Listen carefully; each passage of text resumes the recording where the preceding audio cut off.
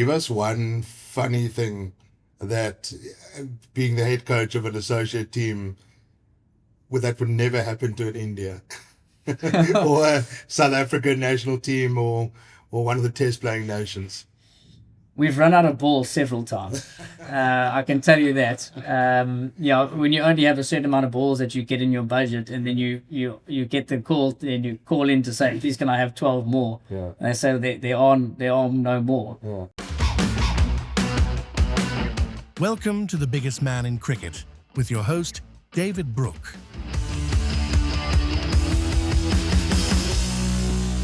We are back at our home venue. We are back at Bootleg in Cape Quarter here, and we finally complete the set of cooks, the trilogy of cooks. We are proud to welcome Ryan Cook here today. Cookie, thanks for coming in. I know you're just fresh off a World Cup venture, and we'll get to that. But welcome home. Welcome to Cape Town. How are you keeping? Yeah, very well, thanks, Brookie. Thanks for having me. The trilogy of cooks, as you say, when you sent your message to me to say, would you join and complete the set, as it were. Yeah. So, no, thanks very much for having me. It's been, is it weird being home Cape Town is home, right?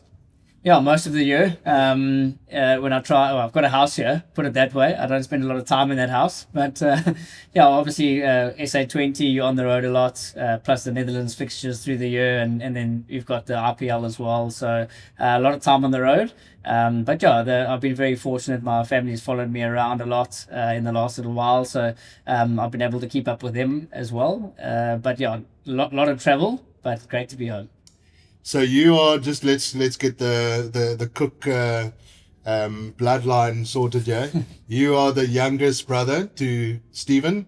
It's the two brothers. Yeah. And Jimmy Cook is your legendary father. That's the one. We spoke to Stephen about it. He was obviously you guys grew up watching your dad play and obviously in South Africa, but also overseas. How was that for you? I was quite young, when my dad was going through the system. I don't really recall a whole heap of the stuff other than obviously going overseas and spending half the year there and half the year in the UK and half the year in South Africa. And then obviously as my dad retired, obviously my brother was kind of coming through the sort of the ranks as an under 13 and going on from there and making some strides in his cricket.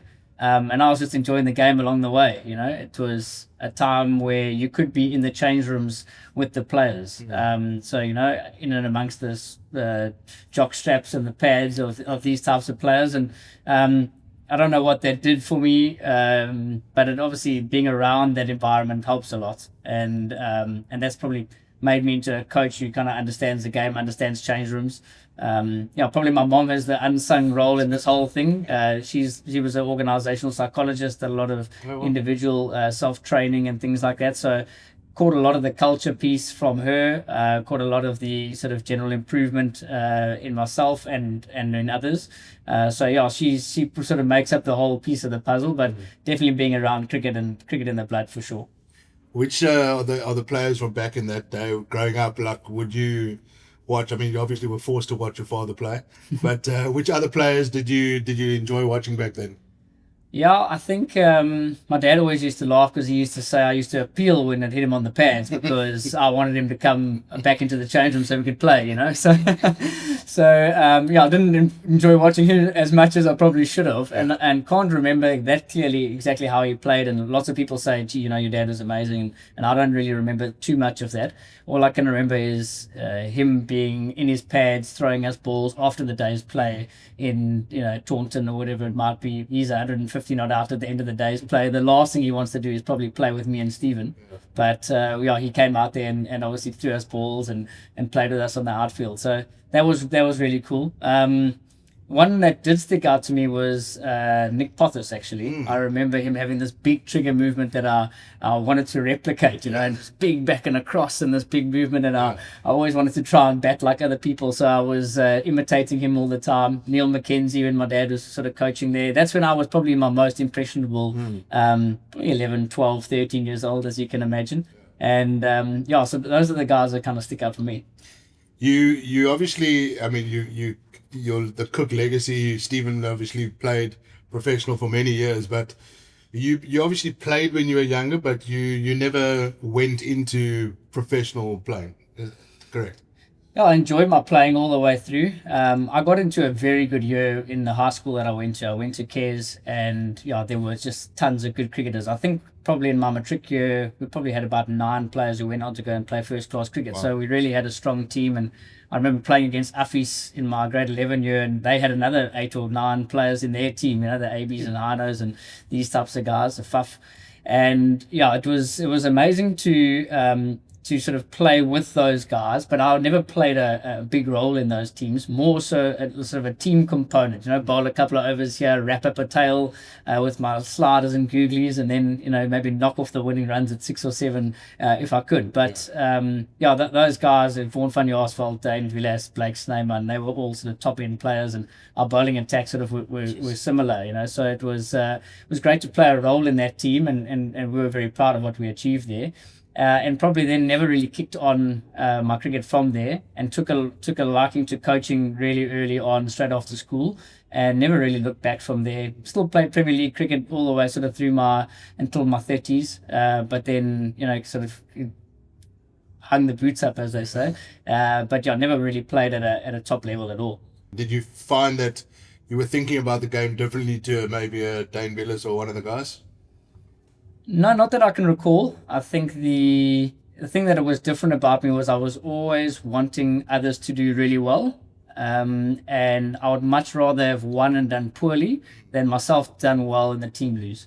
I can remember that being a massive driver for me. I hated losing. I was very competitive in the backyard with my brother, but just a very competitive person nonetheless. He did actually throw you under the bus when we chatted to him, and said that when it was the Cook Games night, that you were the most competitive and you would throw the pieces if you lost. So you're at least validating what he said. So it's I think I've grown to mature in that space, but it was probably pent up aggression, because he used to make me bowl for 2 hours, and he batted for the whole time from 4 till 6 until the bathwater had run, and then he'd just sort of ceremoniously chip onto the imaginary cover and say, "You can bat," and then Mom would say, "Oh, you guys are going to come inside." So that's why I became more of a bowler than a batsman, probably. So that I can remember. Just sort of trying to compete as much as I could. Probably limited skill, but try to understand the game really well. That was mostly what stood out, not so much the analytical part of the game at all. Do you find sometimes that, and we'll get into your whole coaching career where it is currently now, but something that I've always been interested in is that obviously there's players that finish there, they have great international careers, they get into coaching almost by default because they maybe were a leader in the team. Do you sometimes feel that if you haven't played professional cricket or international cricket, that there's more focus on the coaching side of things rather than relying on a reputation as maybe a top international player? Do you feel that those players miss out the grassroots of the weeds in coaching? I think firstly, I don't think you can replace what those guys have experienced, facing those bowlers at 150 k's an hour, being under pressure to perform, the big crowds and performing in those spaces. You can never replicate that if you haven't done it. You can ask questions and be curious around it and have empathy about how they must have been, which I think obviously becomes a skill set of the coach. I grew up coaching, starting with 6-year-olds and 7-year-olds, and sort of trying to understand technique and how to teach and how to coach, and did that for a long period of time through one-on-ones and obviously some team coaching and things like that. So I've sort of had a bit more of a journey along that way. But my advice to a lot of players who want to get into coaching is, I say, try and go down a couple of levels and try and coach down at a school or go and coach down at a club, because getting your stuff across to those types of players is actually ultimately what counts. And yes, your experiences can count for a lot, but at the end of the day, it's what they get and the message that they receive at the end of the day. So I think there are pros and cons to both. I certainly would love to have had some of those experiences that they speak about, and I've been very fortunate to be able to rub shoulders with guys who have played at the highest level and done amazingly well, and also the coach's coach who's not been able to play at the highest level, but yet has come through the system and is an amazing coach in their own right. So I think it can be done either way, and neither should be seen as an advantage or not. But I think it's what your players are in front of you and how best you serve those guys. Doesn't seem to have hampered you. So has it hampered you that has there been an owner of one of these franchises that go, no, he's never played, he's not a big name, he hasn't played international cricket for 10 years, like, who is this guy? You'd have to ask them that, I suppose. But no, I think your work can speak for itself, and that's sort of how I've seen it. I think all the players that you come in contact with, or the coaches that you come in contact with, can see the work that you're doing and can see if there's quality there. So that's kind of the philosophy that I've always taken. I'm sure it obviously does help to have a name. Even just in recruiting myself with with the Netherlands and things like that, we do look into what was the past history of this player. That definitely becomes part of the equation, but we know that that's not the be all and end all of it all. So I think if we can keep upskilling ourselves, whether we're a player that didn't play at the highest level or we were, I think the coaching skill is kind of what comes into it. And I remember running a coach education session with Andy Flower, who said, that credibility that you have as a player probably lasts about a week, and then everyone wants to know how's that going to affect me, So that's always interesting to note that those kind of guys, and Gary Kirsten was one of my mentors, who often said, your runs that you scored in your career don't count for much once you're in that position with as a coach. Gary's obviously been quite an important figure in your career. Just take me through that journey, how it started with him, and obviously it's taken you to some lofty places around the world. But where did it all start from a coaching point of view for you? So I was coaching Johannesburg at the time. I was doing some stuff with South Africa under 19 and stuff with Kes at my old school, and some stuff with my dad at his academy. And I was looking for opportunities to sort of see where I could grow. And our captain at the time of the Kes team was the captain of the under 19 team who were going to India. And I thought, it'd be great if I could connect Gary and him so he could kind of learn some tactics. Anyway, I tracked down Gary's number and I just sent him a message to say, this is the situation. I've got this captain. Wouldn't you mind just jotting down a couple of points for him? Here's my email address. And he ended up sending me, I think, 3 or 4 pages worth of information on the different venues they were going to go to. And I was taken aback that this guy was, so open in sharing all this information, and who was I? So the next time I was down in Cape Town, I said, I'd love to meet up for a coffee. And that's kind of how it all started. Ryan van Niekerk and him had started his own cricket academy. Yeah. So we sort of started growing that academy together, and I moved down here. And then, just our relationship took off. We went to the Hobart Hurricanes together. We've obviously started a couple of businesses together, and it's just been a great kind of mentor relationship. And I'd like to feel that sometimes he gets some value from me, but I've definitely extracted a whole lot of value from him. I think he can be very proud of where you've gone in your coaching career. Something that's really I find really interesting is the Coach Ed, the program that you started with Gary. Just take us through what that is. And why you created that in the first place, because something like that was never around when you started your coaching. You obviously had to go through the normal level 1, level 2 coaching. I was very fortunate. I got to actually move through the system of coaching quite quickly. I had my level 3 by 22, I think, which was kind of unheard of at the time. So I was very fortunate to get through that and getting into those different environments where I was working with under 19s and the South African Academy and the Gauteng teams in those days.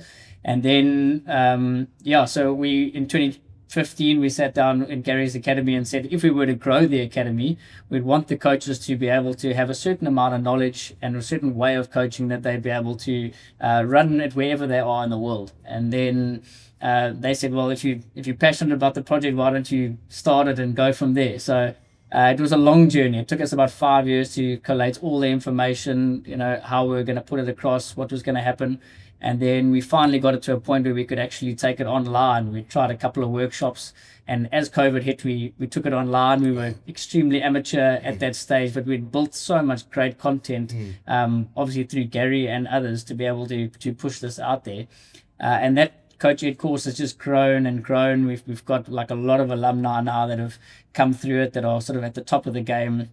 at the World Cups, you're often obviously meeting up with all of them and stuff like that. And it's just great to watch coaches going through their journey.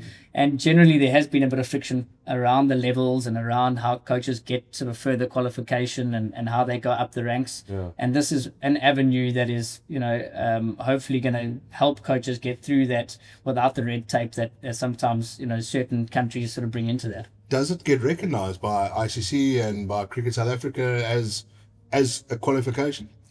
A lot of the time we've engaged with them will you send this accreditation or will you put your stamp of approval on it? And I think it's sort of gaining a bit more traction that it's a very credible piece of work and that it definitely adds value to the coaches that are doing it. I don't think it's necessarily in their best interest to be able to say this one is better than our one or this one is seen as similar to ours. So I don't think that will change, but we try and coach a very neutral way. I mean, Australia might, put their coaches towards a certain way of coaching, or South Africa towards a certain way of coaching. England, they have a certain way, but ours is pretty neutral in terms of what that is, and I think people enjoy that. It's like an international flavor.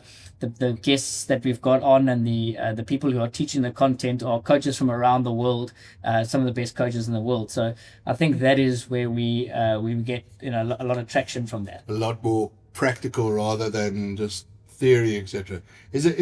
Is it geared towards only South Africans, or are people from around the world that can register? And yeah, anyone from anywhere can do it. And we've had people from all over the place. I think there's 67 countries that have been represented so far. Wow. So it's really quite a global community, and we've been sort of driving that community piece quite a lot. And it's great to be part of that, because you want coaches to kind of move forward as a coach. You want players to move forward. You also want to move forward as a coach.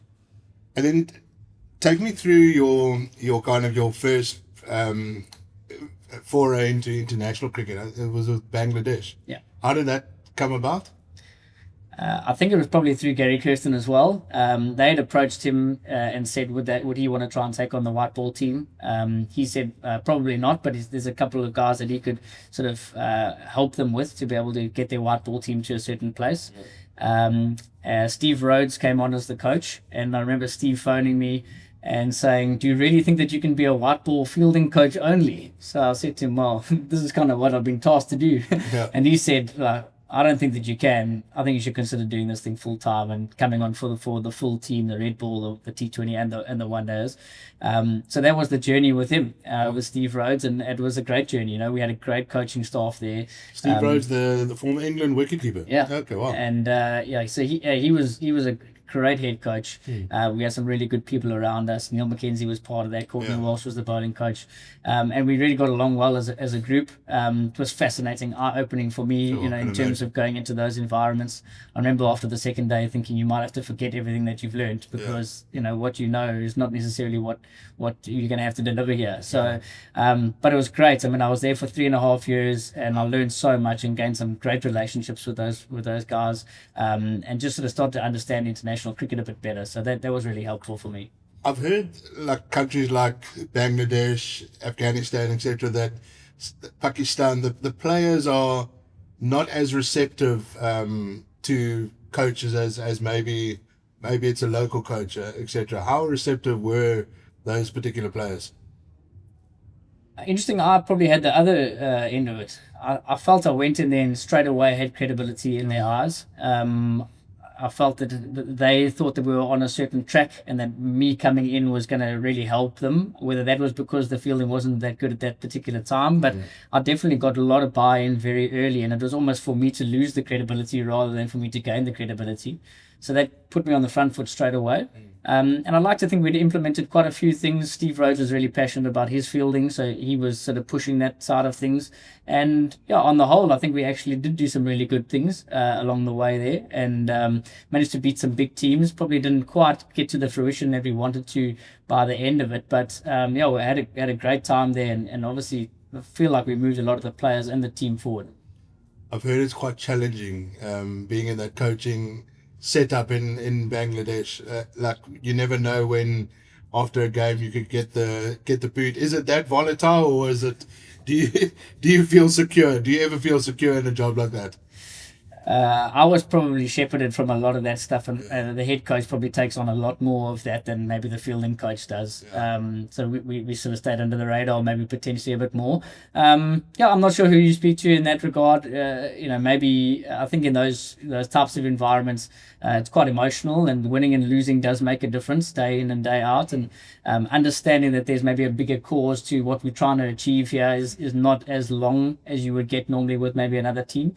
So they want to see results, and they want to see that there's progression all the time. And obviously the fandom is amazing there, crazy. in any of those subcontinental countries. So I think from that perspective, there's always a bit of additional pressure to keep getting those results and see that's going forward. But yeah, I mean, I never really felt that too much. It sort of came to a good amicable end on my side. I was coming to an end of a journey there in 2021, and obviously left on very good terms with them. So it was a really good relationship that I built with them.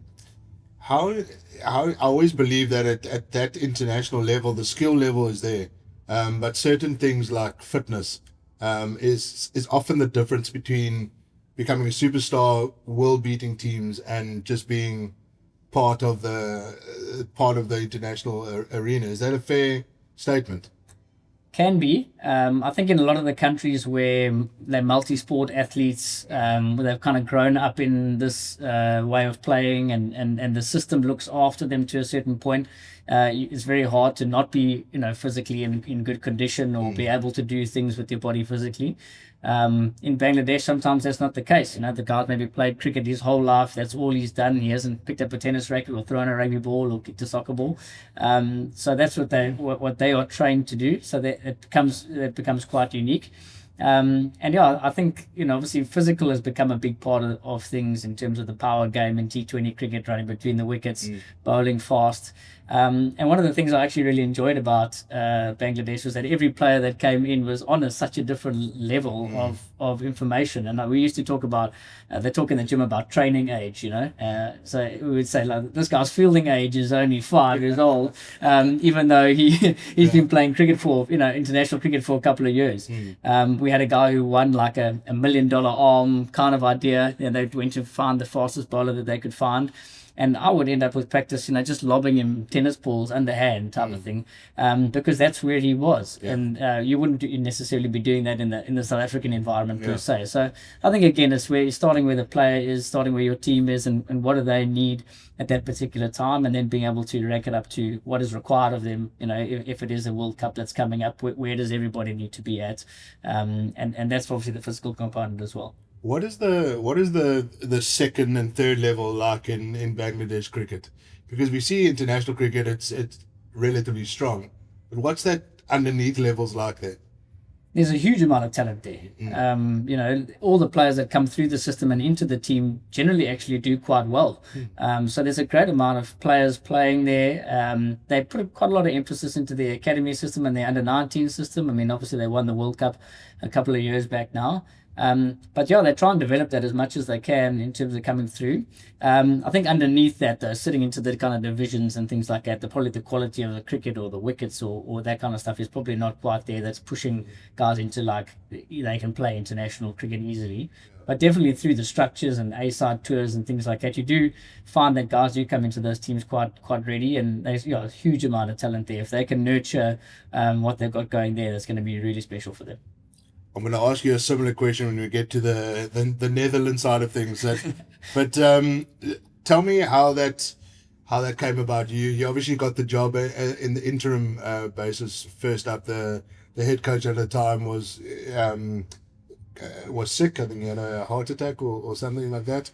And you got the job on an interim basis. Just take us through that start of that journey. Yeah, well, it was kind of fortuitous in some ways, but Ryan Campbell was the coach of the Netherlands, and I got a phone call just after Easter that he'd had a heart attack. They were having their biggest summer of cricket coming up. They were playing in the World Super League and had 3 international teams coming to play one-day internationals, and New Zealand coming to play T20s as well, plus the qualifiers. So they had probably the biggest bump of summer that they've ever had, and now they needed a coach. I had done quite a bit of work with the Netherlands with Gary Gary's academy.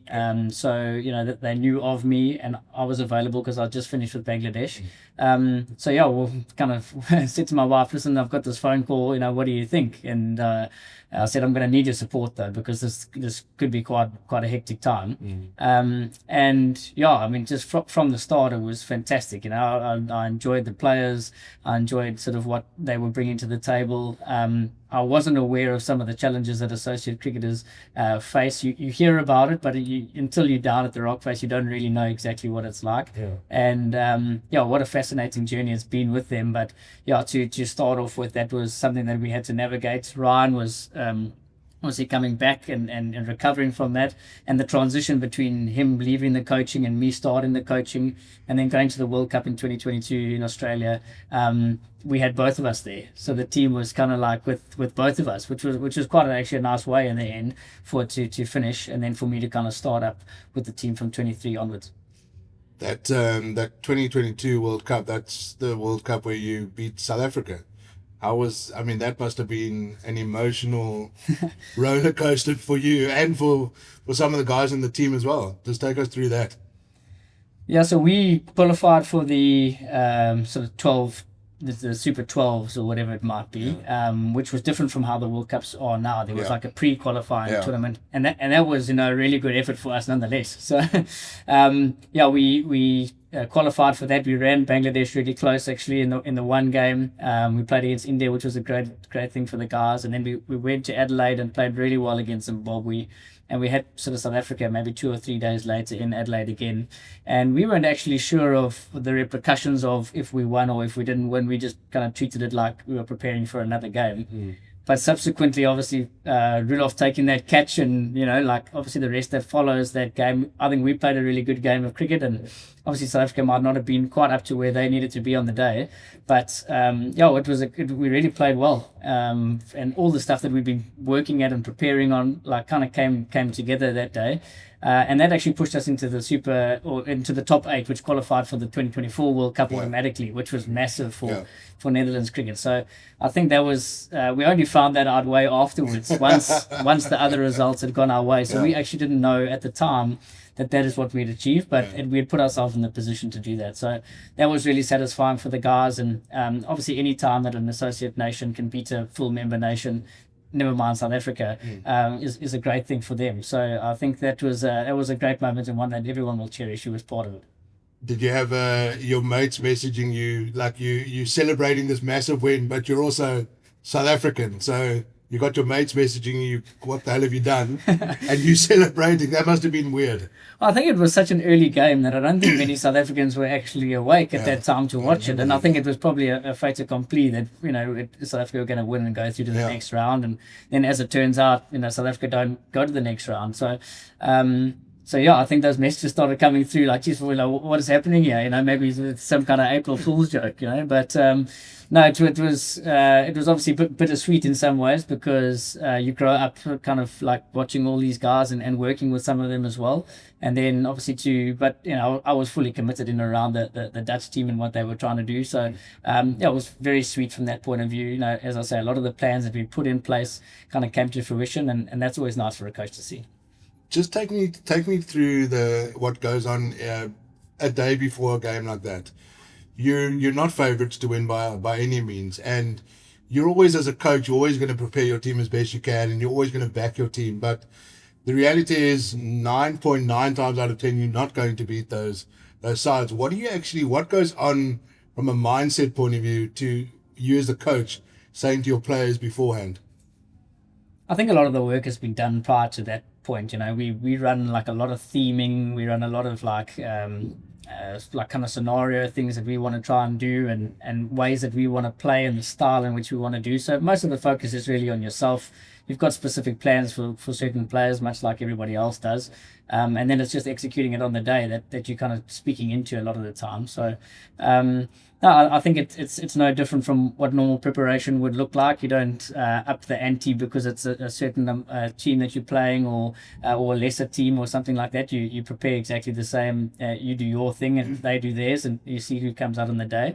And I think those gaps are closing now. I think with associate cricket, and full members, that gap is closing. And with more exposure, I think the associate teams will start taking a lot more victories in those fixtures. Has T20 cricket brought that gap closer? I mean, do you find that associate nations can compete against the test playing nations in T20 cricket more than you can in a 50 over World Cup, for example? I don't think it's really been tested since that Super League. We didn't win a lot of those games, so potentially you could say that we wouldn't really win too many of the 50 over games. But to qualify for the World Cup in 23, we had to beat the West Indies. We would have to go past a couple of full member nations along the way. So I think we don't really know that, to be honest. We're involved in the Cricket World League 2, which is the 8 associate nations, and that's super competitive. You're playing day in and day out. You win and lose is a big thing. 40 games over a 2-year period or something crazy to qualify for the qualification stage of the World Cup. Yeah. Whereas the test playing nations, they just need to be in the top 8, etc., to actually get in. I mean, that's a lot of cricket. Yeah, you play a lot of cricket. You play in a lot of different conditions. You play against a lot of players who sometimes you don't know that well. So it's really challenging, a very competitive league, and something that sometimes other countries wouldn't necessarily have seen. So when you go and play Oman in Oman, it's very challenging. It's not like you're rocking up on flat wickets and you can kind of go skill for skill. So I think from that perspective, it's very challenging and prepares you well for that. But T20 cricket obviously does bring it closer. The only thing that stands in the stead of the full members continuing is that they're getting a lot more exposure in the leagues. So the amount of games played per year for a T20 player, whether they're playing international cricket or not, from a South Africa or in England or in Australia, is way more than an associate country would play, because there's no ICC T20 league other than the qualification. What teams tend to do is when you go on a tour to go and play again a trial series against Oman and Namibia, for example, you'll tag on some T20 matches just because the flights are kind of paid for to get there. More than it is we actually need this. So we won that game in 2022. The next time we played a T20 game against the full member was against South Africa in 2024. So you're only playing 6 games between that time in that qualification tournament. And then most of our players in the Netherlands, for example, are not part of any of the leagues, really. They might get the odd outlier here and there. So, your whole year, you may be playing 6 international T20s and you may be playing a couple within the club system in the Netherlands, but you're not getting a whole lot of exposure in that space. Whereas a player who's maybe playing in the RPL and in the PSL and in the Caribbean League and in the SA20, they may be getting 80, 90 matches a year, which definitely does make a difference. But I mean, the associate nations, like we see in Zimbabwe now in this World Cup, they now qualify for the next World Cup. They've made it through to the Super 8s.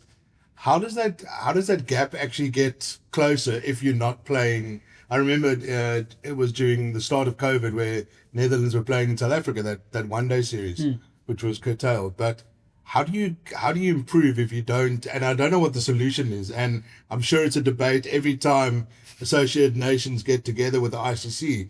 But how do we improve the associate teams? I think firstly, Zimbabwe do leave a template for everyone. They are not an associate nation. They're a test playing nation who's played an unbelievable fixture list over the last 2 years in all formats. They've been to England for test series. South Africa have gone there to play test series. They've had one-day competitions against pretty much everyone in the world. They've travelled to the subcontinent. They've played T20 fixtures there. So they've had pretty much a full run-in of what that's like. And you'd like to feel like there's an immersion into that full member space where you start to play at that speed. You start to understand the positions that you're in, and that you believe that you can actually win games because you have won games.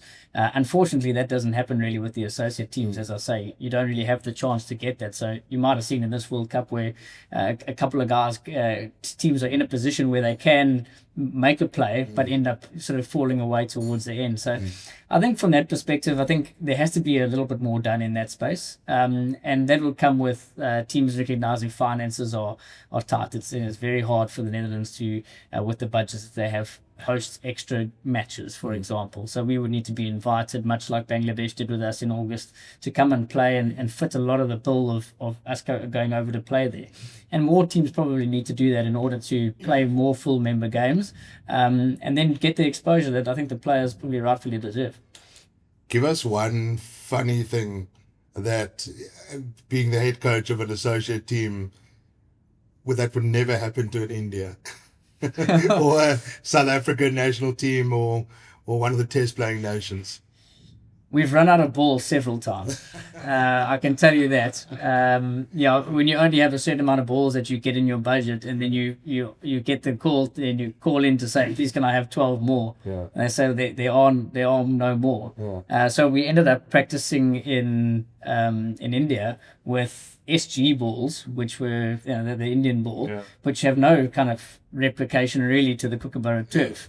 But yet we are practicing with these balls and playing with different balls in the tournament. So that just kind of goes to show you where things are. But I mean, it's there's so many different things that the associates face that maybe the full members don't do. But it's always challenging. But I must say that the guys take it in their stride. There isn't there's no complaining into that space. Yes, obviously the players would like to be remunerated better. Yes, they'd like a fuller fixture list, and all those things are rightful. But I think there's so many different little things that happen in associate cricket that you'd think, wow, I can't believe that's taken place. What I mean, so there's obviously been a number of South African by birth that are playing for Netherlands. I've always wanted to know, do countries like the Netherlands actively go and look for those players? Or is it like a player goes, my mother's got a Dutch passport, maybe, I'm not going to qualify for South Africa, but maybe there's a chance for me to play for the Netherlands. What's the process there? As far as I've been involved, we've never actively gone out seeking anyone that has a Dutch passport from any country or a nationality that can link them back. But I think with the fact that we've done really well and people kind of track their lineage, and is this a chance for guys to do this? Definitely, So we've been fortunate in a couple of ways where guys do come over, they qualify to come and play for us, or they have Dutch passports already. And they obviously add massive value to our squads and our depth in terms of what we've got. And I think that's been probably the biggest thing from coaching in the last 3 years, just the players that we're bringing through the system, the ones we're starting to leave out of the teams, who are all quality international cricketers in their own accord. And they sort of fighting for their places now because we've been able to build a lot of depth, and that's not just through getting passport holders, but getting a lot of cricketers coming through the system who are aspiring to the next level and want to be out there at World Cups, and the under 19 guys coming through the system, and the club cricketers sort of pushing on a little bit more. So that's been really good to see. What's the levels like in Dutch cricket? Do they play it in school? Is there a strong club system there? There's no school cricket at all. Really? It's just club cricket. Wow. And that, when I first arrived, was pretty much the only feeder to international cricket. Yeah. I remember in the first sort of selection meeting that we had, the guy said, this guy got 40 on the weekend, so let's pick him, And I said, guys, I actually went down to watch the game. Yeah. It's on a full AstroTurf. Yeah. He was facing some very mediocre bowling, and I don't think that really resembles Alzari Joseph, who we're about to play next week. so that was a little bit different. And now we sort of put a couple of structures in between club cricket and the international games to be able to be very confident that a guy could come in and perform on his debut and win a man of the match type of thing. So that's been really good. But club cricket is very competitive there.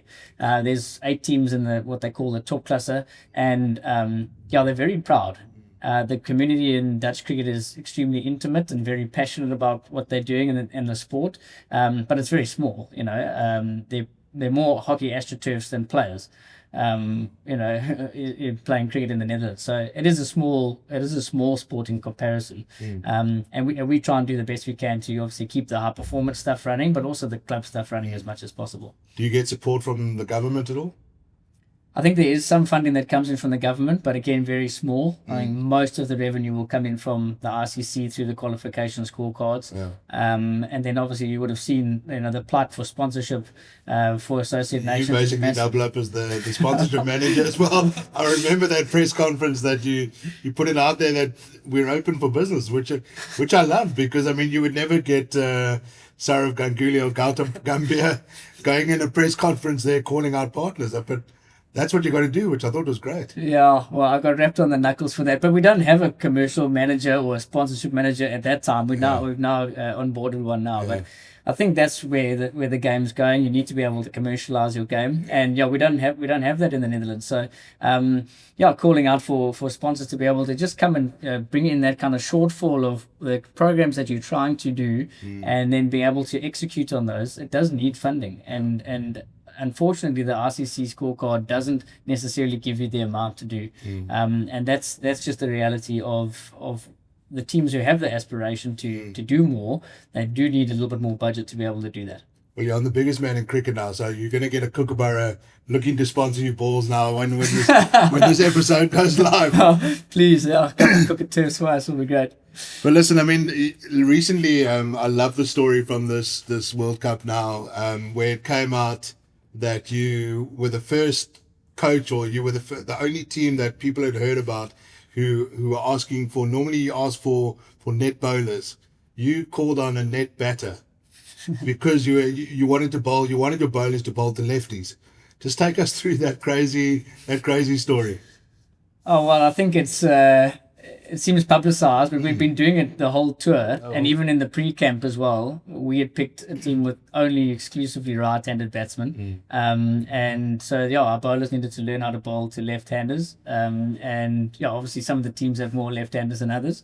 So everywhere we went, we would request a net batsman, and the left-handed net batsman would come and face. The funny part comes in where sometimes the net bowler is bowling at the net batsman, and I'm saying, hey, that's not what you had to do. So no, it's I think that the bowlers were sort of forthcoming with that, and I must take my hats off to them. They were very proactive to say, if we are going to be successful against left-handers, which we are going to need to be at this World Cup, we are going to need to obviously do this and make sure that this is in place. So we did it pretty much at every venue that we went to. The guys that we got were great. They went and faced an international bowling lineup for the first part of the net, and shared a little bit of net time with Michael Levitt and Max O'Dowd, whoever it may be, and then they sort of batted the whole session. So 2 hours later, the guy would walk away. So it was good. It was a really cool thing to do, and that's the kind of stuff that we sort of pride ourselves on, leaving no stone unturned. And then the nice story is that at the end, you end up bowling well to left-handers, and it looks pretty good. But we did need some practice in that regard. It was a first-class cricketer in India that you pulled from a match, or from his nets or something like that. Like, is that correct? Yeah, well, this is the one that's publicised, but he was just having a net down the road, maybe like half an hour away, and we put in a request when we arrived to say, can we please have a left-handed net batsman? Everyone probably thought we were joking. And then, this guy got the call, said, please be there at 6 o'clock for their training session. And this guy rocked up, and we shepherded him into the nets, and away he goes. What batsman is going to turn down 2 hours on the nets? Nobody's coming to replace you. No, exactly. And we said said to him at the end, what's your vibe? And he said, no, he's the 4-day captain of the Gujarat team, and he hasn't actually broken through in T20 cricket, which was like quite amazing, because this guy was a pretty handy cricketer. Probably got 150 first-class matches to his name or something. No, he's a very good player, and that was really cool. Yeah. That's a great story. But what impresses me most about that is your preparation, and that you're coming up against India at home in India, and you're going, okay, well, it's going to be a tough one to win, but your preparation is still world class, which I think is testament to that. And obviously, that kind of preparation has seen you coach some in franchise cricket around the world, and in particular the IPL. How did that come about? You with Lucknow Super Giants? Tell us the journey there.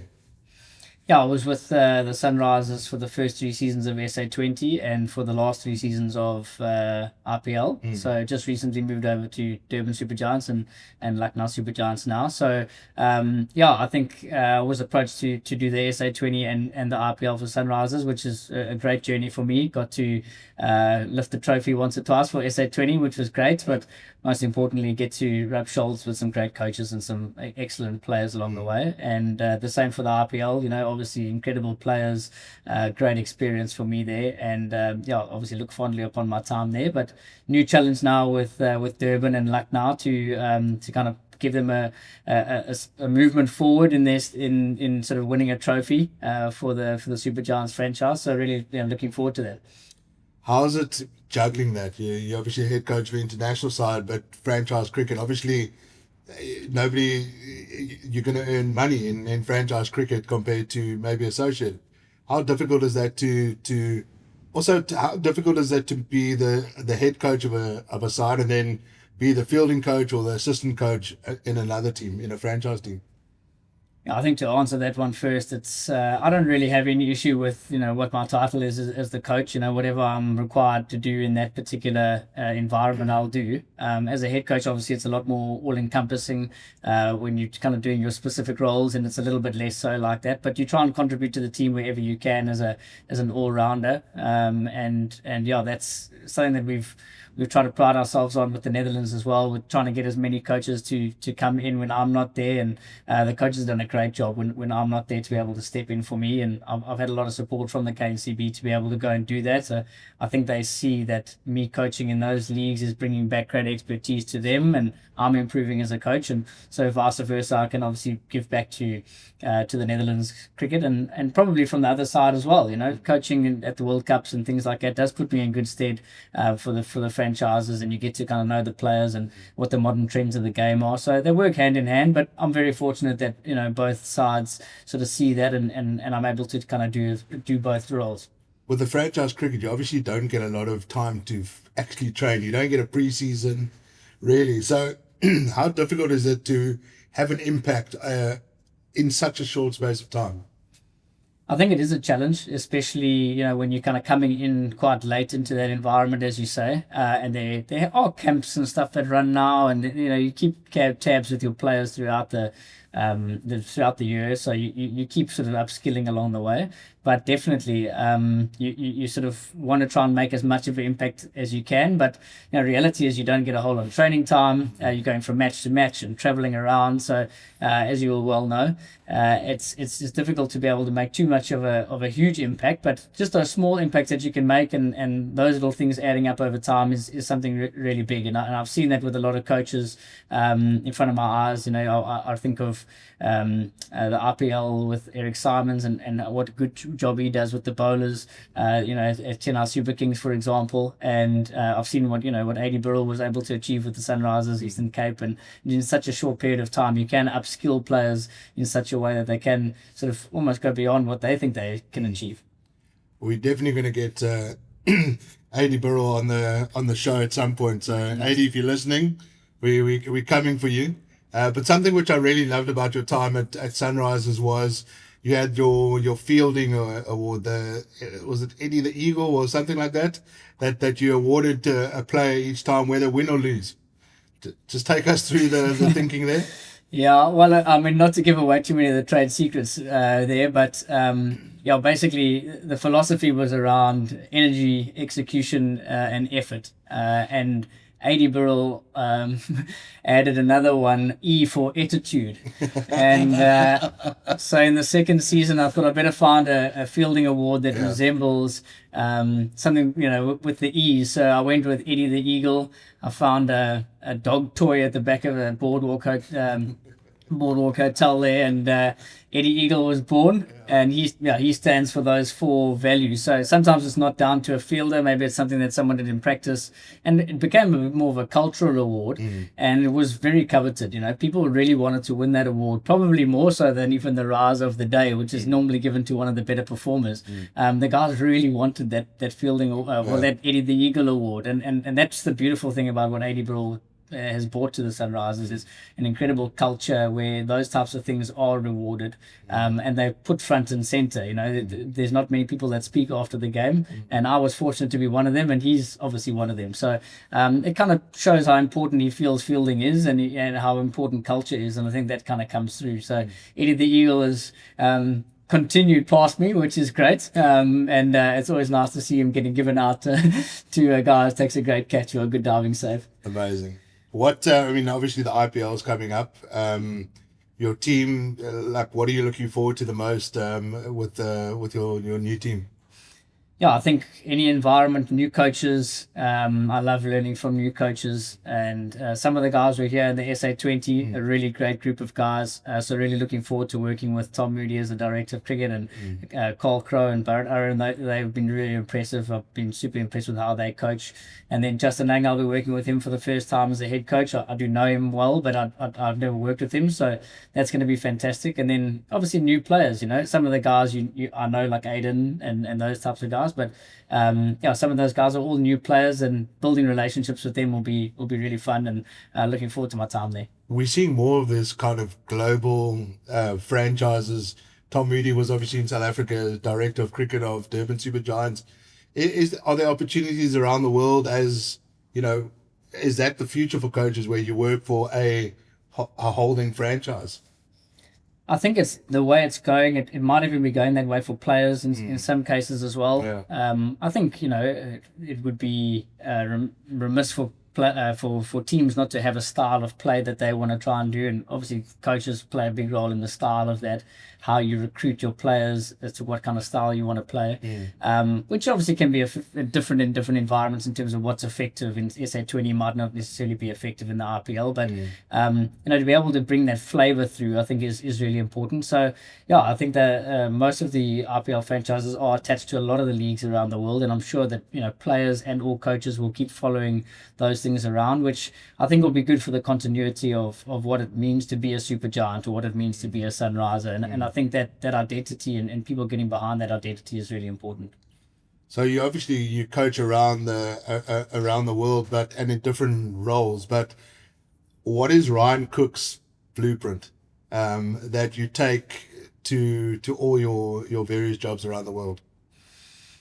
Well, my coaching philosophy has always been like the co-achieve, which is, it happens to be the first 5 letters, COACH. So I think when the players are achieving, you are achieving as a coach. So anything where the players can be getting better and I can be getting better at the same time, I hope the players all feel that, I'll give the best of myself, and I expect the players to give the best of themselves back. So I just really want to achieve whatever that player wants to achieve, or whatever that team wants to achieve, and play some role and part in doing that. So probably some would say a lot of energy and a lot of intensity. But probably a little more acumen and stuff I get along the way as I've got older as a coach, and being able to sort of strategize around and what things work. I'm passionate about culture and how much that can do for environments, and I really feel there's a competitive edge there. So that's something that I always try and push into the environments that I'm in. But pretty much an all-rounder in that way, and I can help you in any way, whether it's battle ball or in the field, or maybe even if it's something strategic or something in just a good relationship. Cookie, we are coming to the end of our chat. It's flown by. It's really been such an interesting chat, and a completely different angle from what we've had on the show. So thank you for that. We do have a section called the Declaration, where I throw a couple of quick fire questions to you. Just answer them as honestly and as you feel. Okay. You're going into battle, whether it's, we don't want to mention war, but you're going into battle. Who do you take first? Roelof van der Merwe or Jimmy Cook? Roelof van der Merwe. Wow, okay. Your greatest coaching moment to date? I think I know the answer to this, but I want to hear it from you. Probably Dharamsala against South Africa in the 2023 World Cup. Again, another one of those days where all the stars aligned in terms of what we planned and how we executed that day. That's probably my coaching highlight. That was the 50 over World Cup, yeah. The one crazy plan, like out of the box plan, which was discussed in a team meeting, which came good in the match, and you couldn't quite believe it. Well, we had a thing which I always laugh about watching now, which in the 2022 World Cup, we tried to field what we called uncomfortably close. So however close you think you should be standing 1 or 2 meters closer than that. Yeah. And I remember Aiden Markram actually getting out, sort of trying to play a shot through mid-wicket, and Stefan Marburg taking a catch at extra cover in that game. And as he got caught, I thought, what the hell is he doing there? He was standing in what can only be described as silly extra cover. And I don't know why he was there. He felt that's the place for him to stand. Maybe he was slightly old and he was worried about them running a 1 to him or something. But yeah, we all stood very uncomfortably close. So when I watched back the videos of that, I remember thinking to myself, geez, the guys, that was actually too close. You needed to probably take a step back. So that was something we prided ourselves on. We trained a lot of it, and it came to fruition in the match where that kind of came good for us. That's very cool. The best coach you've ever worked under? Birrell. Player to watch out for in Dutch cricket that's coming through, that maybe just on the cusp of international cricket, that we should look out for? Zach Lyon Cachet. He's a very good cricketer. He's a young guy, extremely competitive. Got athletics in his bones. He was a soccer player for Southampton for a while when he was a young guy, and then he turned into cricket. And his mom actually played tennis at Wimbledon. So he's got a lot of raw materials that we really like. He plays the game in the way that we like guys to play, and I feel he's got a really bright future. Very cool. Not the brother of Keegan. Cousin, I think. Cousin, okay. Yeah. I mean, how many Lion Cachets are there in the world? That's what I said. Yeah. And then the final question, Cookie. What does Dutch cricket look like in 5 years' time? I think it will probably depend quite a lot on the ICC funding, to be honest. The funding model is a certain way at the moment. We make best with what we can within that model. I think if it's shifted and it becomes a little bit more favourable towards the associate nations, then Dutch cricket can really grow. At the moment, it's sort of at a place where it's at the level that it's at, and we try and obviously outperform the system, as it were, and try and do it as well as we can possibly do it with the limited resources that we have. So a lot will probably depend on how much funding can come into the game. I think the players are super committed. I think the people that work there are super committed. So it will just really depend on how much you can do so that you can bolster the system, and with that will flow on extra performance. So the group of players we have now in the men's game in particular is very exciting. They're all kind of coming to maturity now, and we've got a couple of nice young players coming through, and the women have just qualified for the first time in the World Cup, so that's really exciting for us. So hopefully that can drive some aspiration through the women's game. And yeah, I hold a lot of hope for Netherlands cricket, whether I'm not there or not there, that we've set up some structures that will be able to be sustainable over time. But as I say, you can only take it as far as you can take it, and the reality is that that's not very far. Yeah.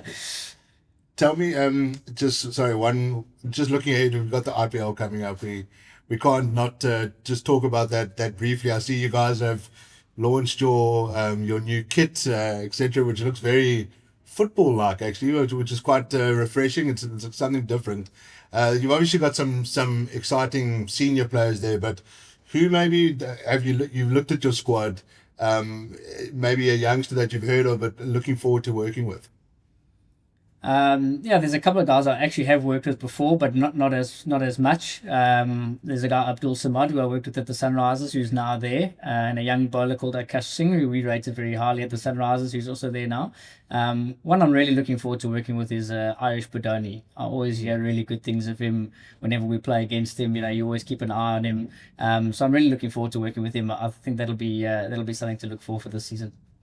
You get to enjoy a little bit of Cape Town. So we're at our old friend's bootlegger. So I've got a little bit of coffee. You've got to. I don't know if you're going to finish this by the time you go to the IPL, but you can leave it with your wife to have while you slave away in the IPL. Ryan, it's been an absolute pleasure to have you on the show, and I've really enjoyed the chat about something completely different to what we've had on the show, and I wish you everything of the best with the IPL coming up and Netherlands cricket, and maybe see you win more international matches, more IPLs, and hopefully when you're back from the IPL and you win the title, we can have a coffee. Thanks so much for coming on the show. Thanks very much. Cheers, That's great. Thank you.